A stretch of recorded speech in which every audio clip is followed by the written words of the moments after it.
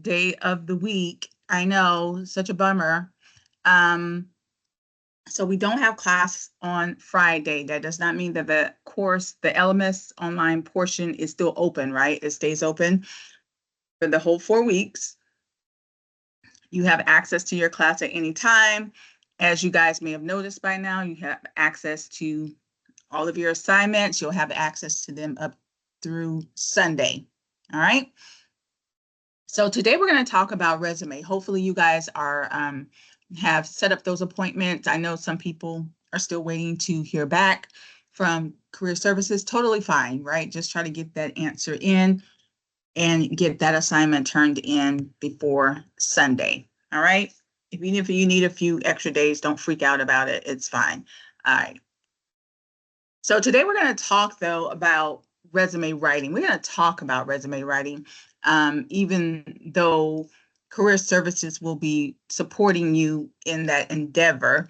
And when you turn in your resume, and I'll talk more about this next week, but when you turn it in next week, make sure that they have their signature on it. So that is the key thing. When you do your resume with them, they have to sign off on it, especially for those of you that have already written your resume. You still have to get it signed. Please do not turn in an unsigned resume. I'm just going to send it back to you. The whole point is not for me to see that you have a resume. That's great. The point is to make sure that career services not only has seen it, but that they have it on file. Why do they need it on file? Because if a job opportunity comes up, they can promote you. So they have to have it on file. They need to have all of your resumes on file, right? So that is the main reason why they need to see it. And they want to sign off on it because they know the types of jobs that are out there. Remember, guys, they're dealing with your industry every day. That's part of their job. And so they know what companies are looking for. So they just want to make sure that your resume is in alignment with, what the companies are looking for. Now, as we'll learn today, that does not mean you're not going to have to adjust your resume. You will have to adjust your resume every time that you submit it to a company. But you still need the basic template to work from, and that is what they're providing for you. All right, so with that in mind, let's talk about it. Chapter 7, resumes. Everybody knows that a resume is a written document of your qualifications, your experience, and your education, right? It's a written documentation because it's something that we use to promote ourselves, and it needs to have those 3 elements. It needs to have your qualifications, what experience you have, and what education you have. That is what everybody is looking for. There is a lot of different ways you can write your resume. There's a lot of different templates, but whichever template you use, it needs to have those basic components. Why is that? Why is that, my friends? Companies, especially in today's society, let me ask you, somebody tell me, or let me just do a poll. Raise your hand, not raise your hand, give me a thumbs up if you feel that HR and businesses spend less than 10 minutes looking at your resume. If you think they spend less than 10 minutes, give me a thumbs up or raise your hand.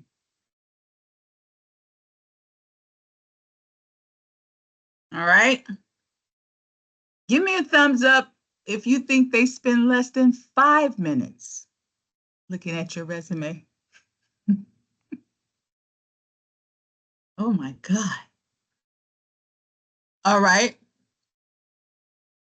What about less than 3 minutes?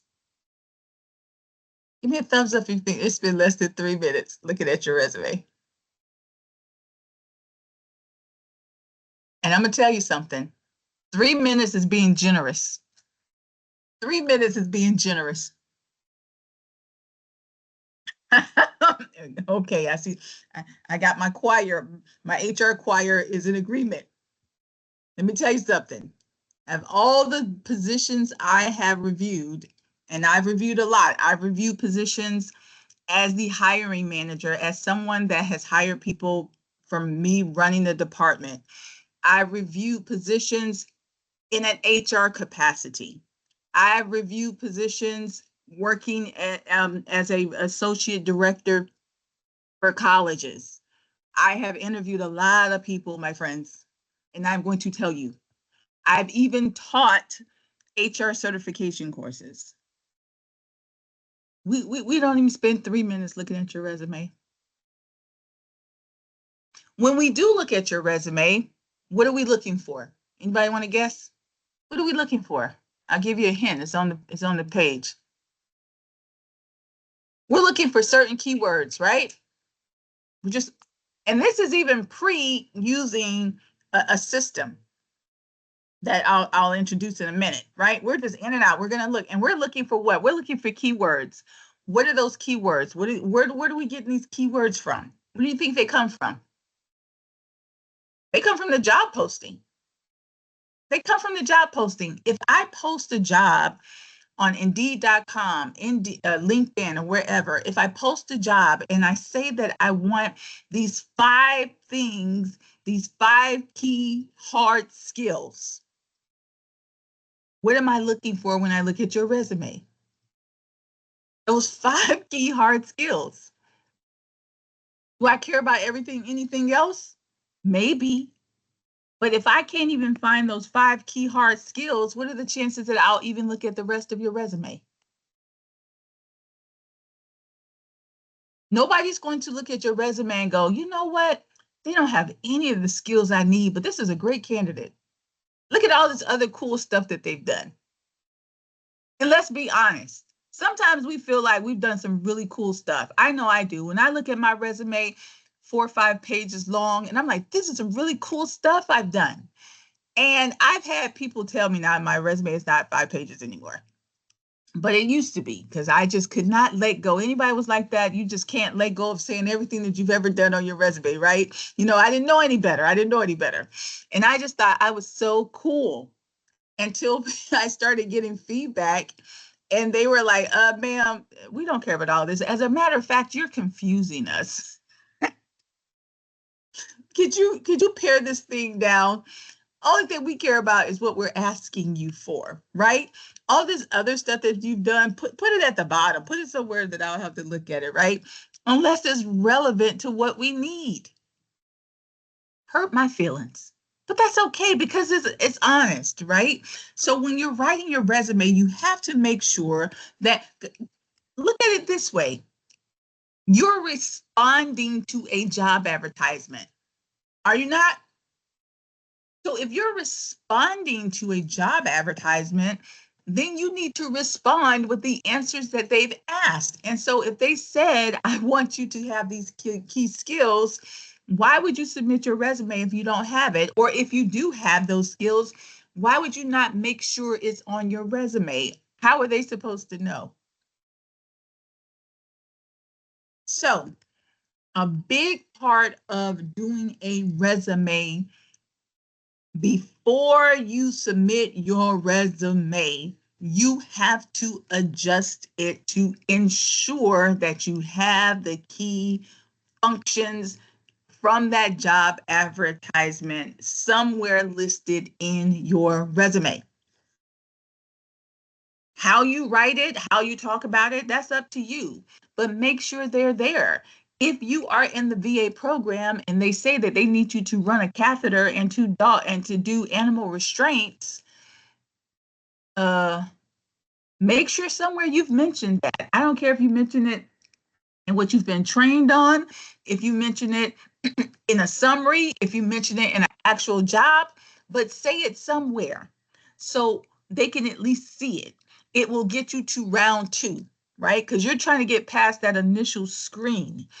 It will get you to round 2. Does that make sense? Now, I'm going to tell you a big reason why you better make sure that you have it is because oftentimes it's not even a real person that's doing the screening of the resume. How many of you know that? If you've ever gotten those emails that say, Oh, thank you so much for submitting your resume. You can almost, you don't even have to open it up because they all have the same wording, right? You could just see it. Thank you so much for submitting your resume. You already know you didn't get it. It's a boilerplate language that people use when they have systems called ATS. We'll talk about in a second. They all are written the same way. Thank you so much for your time. You had wonderful experience. We decided to go with somebody who's better aligned. You already know what's happening. And what that really is, 90% of that is computer. And that means that a human has not even seen your resume. Isn't that messed up? A human is not even rejecting you. AI is rejecting you. Why is that? Because they've programmed their system, which we'll discuss, to move only resumes forward that have certain keywords. And you may say, well, that's a bummer because they're missing out on pretty qualified people. They are. They are. And you could be better qualified than the person that made sure they did their resume well, but we'll never know. Right? So some of those keywords, here's an example of a job posting for a welder. It says here, and any welders in the building? Give me a thumbs up if you're a welder. Let me see. My welders at?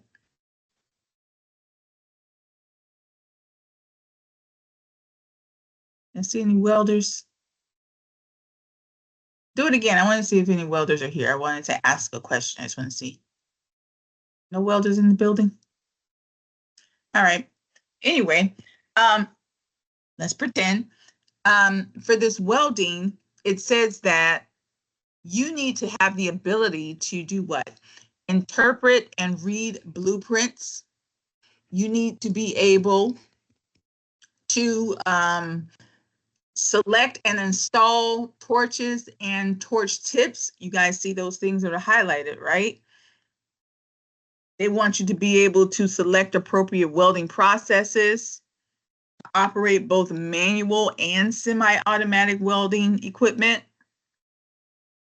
So what does that mean, Ms. Taylor? That means that when you are reading a job description, you need to make sure you highlight literally or mentally keywords. And then you need to compare that to your resume. And if your resume doesn't have some of those keywords, you need to figure out, well, number one, did I actually do that? Oh, I did. I just forgot to put it in one of my job descriptions, my experience section, right? So if you've done that work, but like I said, most times they only want you to have 2 pages in your resume. Now, when you get my age and you've been working for 30 something odd years, that's kind of difficult to do. But when you're earlier in your career, it's easier to have 2 pages. I think they just do us older people so dirty. I can't talk about my life in 2 pages, but that's okay. They only want you to have 2 pages nowadays. So you have to be very succinct. So you have to move things around. Sometimes you have to take one bullet point off and add on another and just add on the things that they want to hear. Does that make sense? That doesn't mean that you can't go back and use your a different resume for a different job that wants to see different things. Who's in the VA program? How many VA people in that building? All right. So if I'm in the VA program, you already know there could be a possibility that you go work for what? A clinic. And if you go work for a clinic, 9 times out of 10, you may have to do some customer service, right? Because you're going to be dealing with patients, pet owners. But if you go work at a hospital and let's say you're working in a unit where you don't have to engage with the patient owners, you may not have to do customer service. If you go work at a pet shelter, you may not have to do customer service, right? But you may have to do something else. Like if you go work at a pet shelter and they rescue animals, you already know sometimes you may have to get up in the middle of the night and go rescue some animal 2 hours away. They're going to want different skill sets. So you talking about being in customer service at a pet shelter, a pet rescue may not be as relevant to you doing it at a pet clinic. Does that make sense? So sometimes you have to take that off and put other things on. Does that mean that you're somehow being dishonest? No, that means that everybody doesn't want to see everything. I know some of us have thought like, oh, well, DJ, your hand is up. I'm not sure if it's up because you were just participating. But if you don't have a question, you guys put your hands back down because you're confusing me. Thanks. So that's the point. Like I know when I first started writing my resume, I thought that, oh, if I don't put everything on there, then I'm being dishonest. I didn't know any better, right? I didn't realize they only want to see what they want to see. Does that not mean that you can't, obviously talk through? That is what the interview process is about. You can talk through your other skill sets, right? But just to get the interview, put what they want to see. Does that make sense? Now, obviously, if you haven't done it, you can't put it. But the job description tells you what to include in your resume. That's why you have to adjust your resume with every job posting. Now, I know some of you are like, uh-oh. And I was the same way. Do I get lazy sometimes and not change my resume each time? I do. I'm not going to lie, but you know what I do? I change my cover letter. If I know that my resume has pretty much everything that they're asking for, I'm not going to rewrite my resume each time, but I will change my cover letter to make sure that I let them know that those, things they're looking for are in my resume. Right?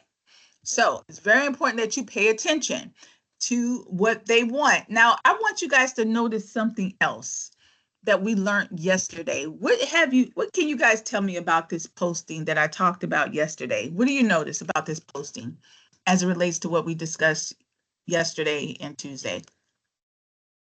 Anybody tell me? Let's look at it. Look at it closely. What do you notice?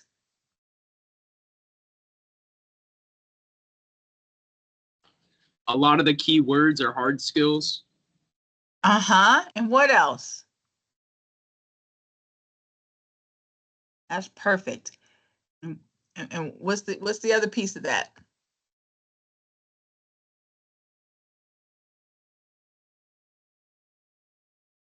It seems like each statement can includes hard skills and soft skills.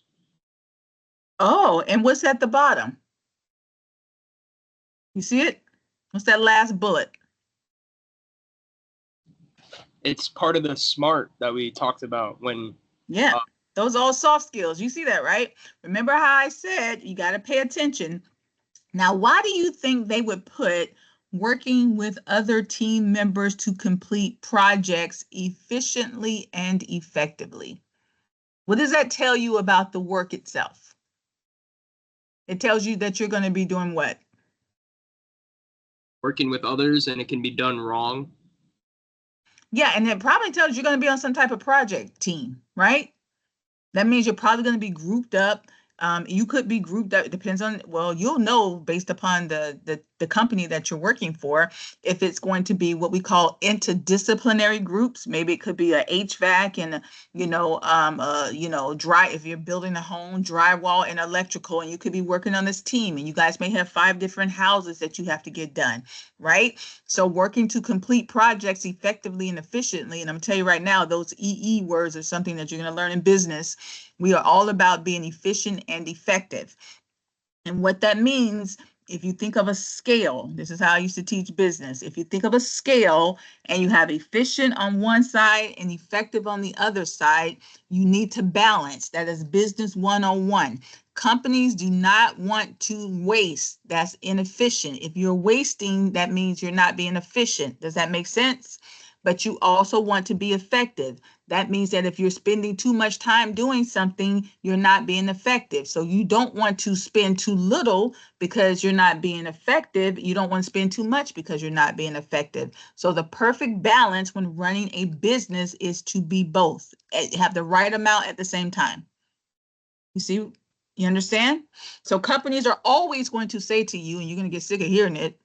You're going to get sick of hearing it in business, We need you to be efficient. That means that don't do too much, don't do too little, do just enough. We need you to be effective. That means that if we need you to do 3 projects a month, we need you to do 3 projects a month, not 2, because you're being so efficient that you're being slow, and not 4. That means that you're doing it so fast that you're being clumsy. So that's business 101. So you'll hear them say that all the time, especially when you're working on projects, being effective and being efficient. Very, very important. So don't just look at it like, oh, that's just the last bullet. Sometimes that's the most important bullet. Because people is we're the number one resource for a business, right? The number one resource. So yes, they need you to have the right skills, but at the end of the day, they have to manage you as people. And you can have the right skills, but can you work effectively and efficiently? And so make sure you are paying attention to those soft skills bullets, and make sure they are also on your resume.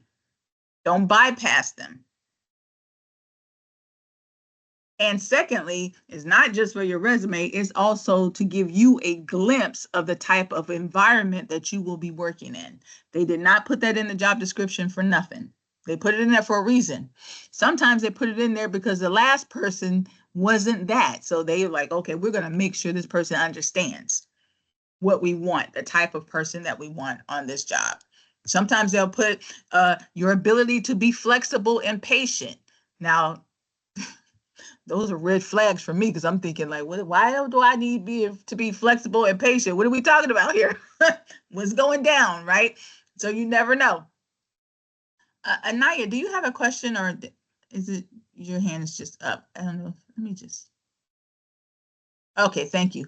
Nope. All right, so makes sense?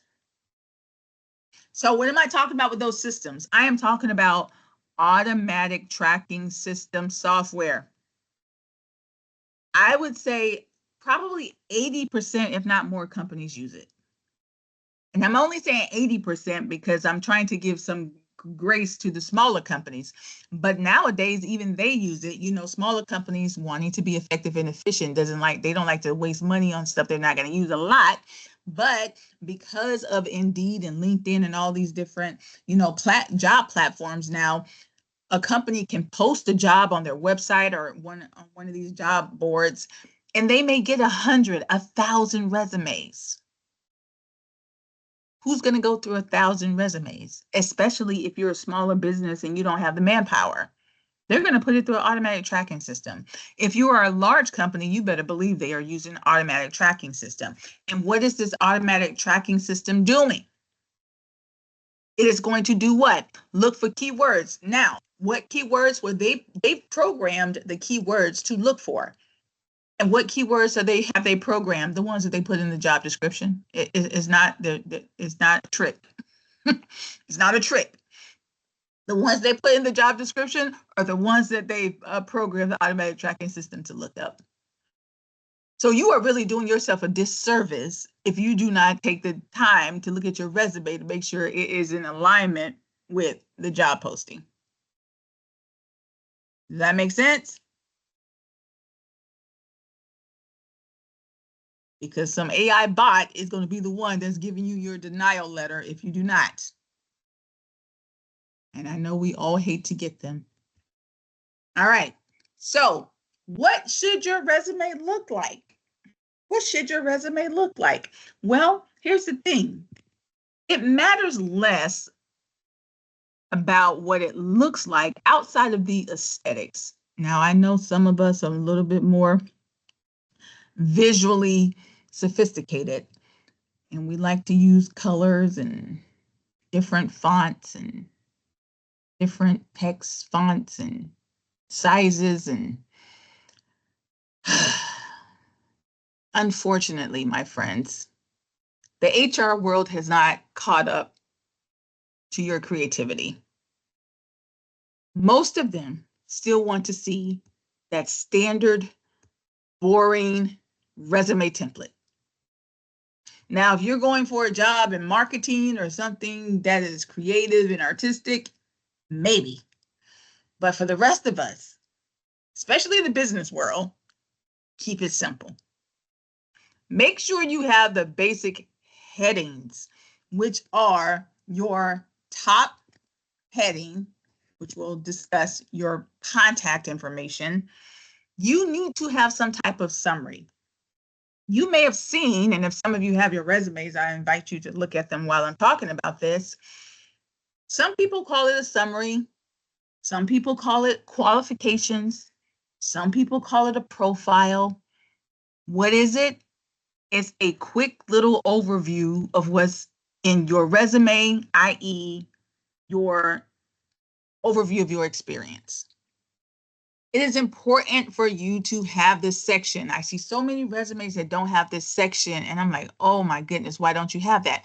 Why is it important to have this section? One, it's important to have it if maybe you don't have all the keywords in your work. Maybe you can throw some of those keywords in the summary, to say that you are, are a person that's transitioning. So let's say you don't have any HVAC experience, you can use that summary to say a seasoned professional training into the HVAC field with I'm trying to give another word for academic, but with acquired skills in whatever your HVAC needs are, right? So that summary can help explain that while maybe I don't have the work experience, I do have the educational experience and I have done some hands-on, right? That's a great way to include some of those keywords in your summary, right? So a summary is also a good place to let someone have a quick overview of how long you've been working. You can say a seasoned career professional with multi experiences in finance and technology transitioning into the electrical industry. Like, you can say that. So when they look at your resume, they won't be surprised when you are talking about finance or something else. They'll know, oh, okay, this person has that experience, but they're transitioning. Now, I would also, try to frame out my summary based on the job description. So you can change your summary a lot too, right? So maybe they've talked about wanting customer service. Maybe they've talked about wanting somebody with finance experience, because if you're going to be at this company, they also want you to do some administrative work, right? Whatever that happens, right? That summary is a good place to include some of that. So when they look down at your resume and they see that maybe you were a manager at Taco Bell, you'd be surprised how much administration work you have to do as a manager at Taco Bell. Like, don't discount yourself, right? It's not just about making tacos. So that's a good place to explain that. So the summary is very, very important. I always get surprised when I don't see it on people's resume. Like, please include that summary. And in addition to that, you will be using that summary / profile / qualifications section in this class. You're going to use it for 2 projects you're going to do next week. So please make sure, work with Career Services to say, hey, can we put a summary up here? You can say, Ms. Taylor said we need it. I don't care. Tell her we want a summary. Okay. We need that summary. All right. And you'll thank me later. All right. Outside of that, I'm going to skip over skills for a minute, and I'm going to say a must have is obviously your experience and your education. Skills to me is optional. You can put it, again, it's important if you're in a technical environment, which most of you guys are. It's another great place to throw in some experience you have on the education side that maybe you don't have in your experience. So if you have the technical skills, but not on the experience side, throw in that skills section. Throw in that skills section, because whether you got it from school or working, you still have it, right? So that's how you can use that skills section. Clearly, your experience you want to include, and then your education. So what should your heading look like?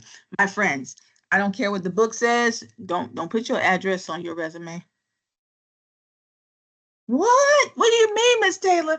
Listen, I know I sound like an auntie right now, but there are bad actors everywhere. You will continue to hear me say that. Didn't we talk about that already on the digital side? Don't give those people your address. What you want to do is put your city and state. Why is that important? Yes, companies want to know that you are local, right? That's why they want to know. That's the whole point of putting your address up there. But nowadays, if you are going to use those job boards, There are nefarious characters that post fake jobs because they are trying to get people's information. Clutch your pearls. Yes, that's a real thing. So do not put your address up there, not because they're going to try to show up at your house, but people try to get people's, what they call it, personal identifying information, PII, so that they can do what? They can do fake identities. So the more information they have on you, the easier it is for them to do some type of fake identity on you. So what you want to put on your resume, you put your name, put city and state. You can put the other stuff, but I highly, highly recommend you do not put your address. Make sense? Some people put their phone number, some people don't. You know, phone numbers are fine-ish. But again, you know, everything that you do is going to have good people and bad people. So, you know, some people even use Google numbers, right? You can get a Google number. I don't know how many of you know about that, but that's easy enough too. But just be careful. Now, if you are submitting your resume directly to the website, and sometimes I recommend that, you know, if you see a job posting on an Indeed.com and some of these, so one thing, let me say this about job boards, you may or may not know. Not all job boards are created equal. You guys know that, right? Some job boards are just repostings of postings. Like who's good at that? I want to say like a Zip Recruiter or something like that. What does that mean? That means that they have not paid for that job posting. The company has paid to be on like a Indeed.com, and some of these other job boards just repost. Why is that, you know, not good? Well, number one, it's like it may take twice as long for your resume to get to the company. Number two, the job could be outdated. So what I always recommend, if you see a job on a job board, go to the website, to the company's site to see if it's still there, right? And if possible, submit to the company. Now, a lot of people don't like submitting to the company because a lot of companies use these outdated systems. You have to upload your resume, then you have to type the whole thing in. And people hate that. That's why a lot of people use job boards. But sometimes those job boards are outdated. So I always say double check. And if you want to be extra safe, submit through their website. That way you can put in your personal information and you know it's going straight to the company. All right. So, like I said, when it comes to the summary section, it gives them a quick glance. It's a brief description of what they're going to find.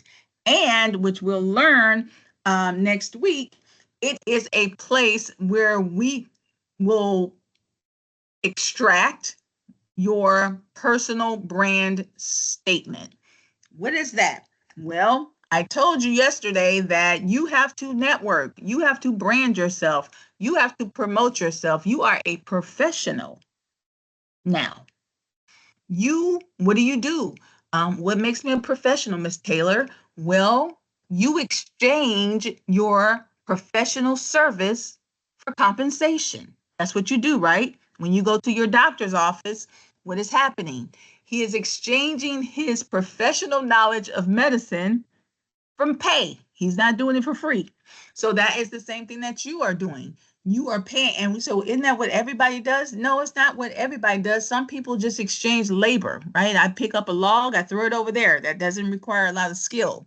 You are a skilled person. So you are exchanging that. So as such, there is a little bit of competition. There's not as much competition when somebody's throwing logs, but when it comes to electrical and HVAC and all those different things, yes, you are in competition. So you have to brand yourself.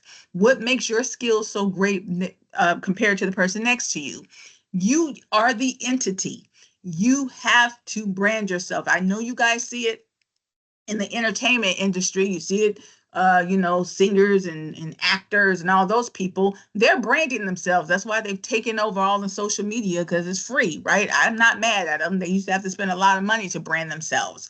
But guess what? As a professional, you have to brand yourself as well. So that's why LinkedIn is so critical for you, because it's where you brand yourself. So you will need a personal brand statement, because we will be going into LinkedIn and setting up accounts, and you will get that personal brand statement from your summaries section, which is why I want you to have one on your resume. Yes? Like I said before, skills They're great, really good for hard skills. Soft skills, you can throw them in there. I don't really use skills section for soft skills, but I definitely use it for technical skills. Normally, they're bulleted, 2 columns. You can Google some resumes and you'll see how they're set up. Like I said, how a resume is set up is not as important as ensuring that the sections are there. To that end, when you do your education section, you do want to make sure, number one, my friends, what school you graduated from. I know you'd be like, why is that? Of course, yeah, it's not, of course, to everybody.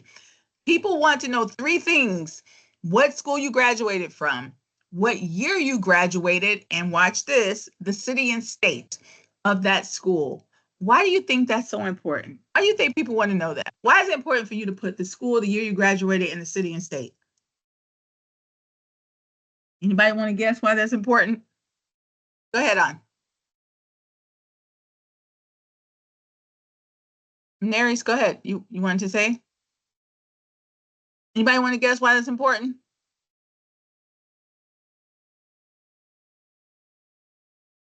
Clutch your pearls. Do you know people lie about their education? People will say, I went to Taylor University in Utah in 2022. People make up stuff. Can you believe it? Can you believe it? Have you guys ever heard of someone, a doctor, a lawyer, a tax person making up stuff that they were actually had degrees that they did not have? That's a real thing.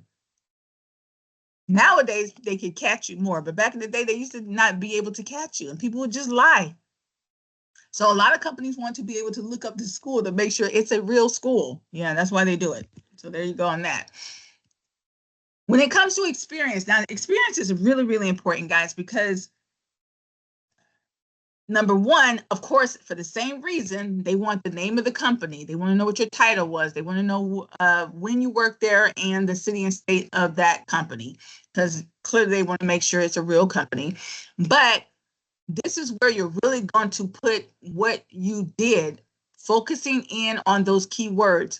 In addition to you, now what I always do in my experience section, I always have a brief summary, like a paragraph, like 3 sentences of what I've done. And I try to pack in as many keywords as possible. But right after that, I always put at least 3 accomplishment bullets that tells them how well I've done something. I can put all day long that I am a career prep instructor and what the details of what I do. That is not going to tell someone how well I've done that job. So if I put 3 key accomplishments for how well I've done that job. So for example, I say something like a 98% pass rate over the past 3 years while working at Southern Tech. What have I just done? I've qualified myself. I haven't just said, oh yeah, I teach college prep. No, I said I teach it well enough that 98% of all my students pass, which is a true statement, by the way. So y'all don't let me down. 98%, I have a very, very high rate. Is that not impressive? Yes, because that's letting them know, oh, okay, she can teach and her students can pass. Very, very important, right? Something else may be positive feedback from students, right? 95% positive survey feedback from students year over year. So your key accomplishments tells the person how well you've done something. So it's so important that you have a brief description, packing in those keywords, and then at least 3 bullets that tells them how well you've done something. Does that make sense, guys? Very, very important. I wish I could spend more time on that, but it's very, very important that you have that there. I promise you, from someone that has looked at so many resumes in my life, I promise you that is really, really important. All right. Now, like I said before, the type of resume, the format itself, you can find whatever you want to find online. There's so many different, websites you can download. Career Services will talk to you about, which ones are best. There's no shortage of places to find templates that you can use. When it comes to saving your resume, pay attention to what the job posting says, guys. Some of them will tell you only send me a PDF, only send me a Word doc. That's because they're converting it so they can put it in their ATS system. But make sure you pay attention to that. Like, you don't want to be that person that does not follow the rules or pay attention to details, because unfortunately people do judge you. I told that person to send it to me only PDF, and they didn't read the fine print, and they get judgy, especially when they have 1,000 resumes. They'll use any excuse to knock one out. So don't be the person that they knock out over something small. So if they say to you, give me a PDF, make sure you put it in PDF. Very simple. Instead, when you're in Word, instead of saving as a Word, you just hit save as and use the drop down and click PDF. It takes 2 seconds, right? So just make sure that you're doing that. All right. So when we talk about non-traditional resumes, it's not really a thing anymore. A lot of people consider LinkedIn to be a web-based resume, because when you go on to LinkedIn, some of you already have your LinkedIn account, so you'll see you're pretty much putting the same thing into LinkedIn that you have on your resume, right? So outside of LinkedIn, we don't really use those anymore. Clearly, you want to proofread and spell check your resume. Who's ever sent a resume to the wrong company? My hand is up. I have, because I didn't spell check it. It was late at night, and I was on resume number 50. Yeah, I did it. Like, yeah, clearly I didn't get that job. And I realized it after I went back to check. And I'm sure they were talking about me. Yeah, don't be me, right? So learn from my mistakes. Don't do that, right? So take the time to proofread and spell check and make sure that you have the right information in your resume. Will they ask for references? Sometimes they do, sometimes they don't. I always keep a separate reference sheet, 3 people. Change it as it's necessary. Like, you don't have to have the same people as a reference all the time. Just when you get to the point past your interview and they're asking you for a resume list, make sure you tell the people that are on your list that you are interviewing and that what type of job it is. Like, I always let people know, and we'll talk about this next week as well, if I've interview for a job and they want to call my references, I always send the job description to the person, right? Because maybe I haven't seen this person in quite some time. And that's another reason why it's good to have, a network, because people on my reference sheet, I may not work with them 5 years ago, but the job is relevant to what I did when I worked with them. That's why it's good to stay in contact and to continue to network. And I'll just send them, the job description, so they'll know what to say, how to respond to the questions that they're being asked, right? So that's that, right? Clearly with the reference sheet though, and this is an example of it, I don't put their personal information. Make sure you ask your reference what they want to use, if they want you to use their company information or their personal. So just make sure you get their permission on that. And if it's personal, again, stay away from their home address and stuff like that. All right. All right, my friends, for today, this is your assignment. Hey, please watch this assignment. Some people get this confused for some reason. I want you to find 3 jobs that are asking for similar things. So go to Indeed.com. Let me know if you need me to show you guys. Put in whatever. Electrical technician. Oh, ABC company's looking for one. Oh, XYZ's company's looking for one. And TLM company is looking for one. They're all looking for the same thing. You are going to give me the URL for each one, and you're going to tell me the 3 common technical skills and soft skills that they're looking for. Do you understand? Does that make sense? Does that make sense? So your assignment is going to look something like this. These are the web links to the 3 companies I found. And it's going to be a URL. You're going to copy and paste, copy and paste, copy and paste. Here are the 3 hard skills that they have in common. Here are the 3 soft skills that they have in common.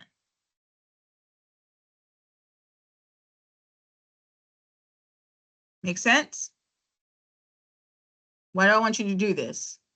You need to start to see what people are wanting. You can't assume everybody wants the same thing. And it will help you with your resume. If you start to see, oh, a lot of these companies are looking for this specific skill, a lot of these companies are looking for that specific skill, this is your opportunity to start to do research if you're not already in your industry. You can't be an expert in your industry if you don't do research on your industry. And the number one thing you need to do is start to look to see what they want. I go on Indeed.com and throughout my career, and I just, even when I'm not looking for a job, just to see what's happening. What are people looking for? What's hot right now? You need to know that. Sometimes it helps you in your next step, right? If in your career plan, your next step is to get some type of certification, go on to Indeed or LinkedIn to see what type of certifications people are wanting. That's how you do that. Like, why get a certification nobody wants or is not using anymore? All right, here's your question for today. I want you to list 3 different things about you, resume writing that you learned today. If you haven't learned anything from me, I apologize in advance. Get it from chapter 7. 3 different things you learned about resume writing, either through the lecture or through the chapter. Remember, guys, we do not have class tomorrow. I know, I'm tore up about it. That means I will see you back here on Monday. Please try to get all your work in by Sunday. By Sunday. You don't have any other questions for me? Thank you guys so much for joining me. Enjoy the rest of your week. See you later.